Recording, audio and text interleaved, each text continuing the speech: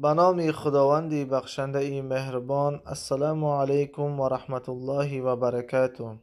تربیت یتیم چند نوع می شود. خانواده ای که می خواهد طفل را به فرزندی بگیرد از یتیم خانه یا با رازگی پدر و مادر طفل کوشش بکنند که طفل خردسال شیرخواره را بگیرند و از پستون این مادر جدیدش شیر بخورد. همین طور این طفل برای این خانواده محرم می شود.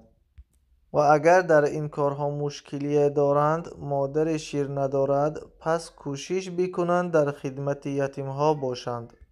خانواده هایی که فرزندان یتیم زیاد دارند، مشکلات زندگیشان بسیار وزبین است. اینها را دستگیری بکنند بهتر است. از یتیم خانه ها دیده، زیرا اینها کسی ندارند برای سرپرستیشان. یتیمخانه های حکومتی، حکومت آنها را نظارت می کند و مشکلی هایشان می رسد.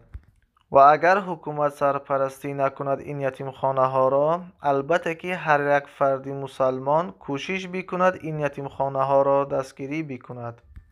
الله تعالی ما بندگانش را در خدمت یتیم ها، بینوایان، درماندگان، محتاجان قرار بدهد تا که برای روز قیامت اجر و ثواب بزرگ را با خود ببریم. السلام علیکم و رحمت الله و برکاته.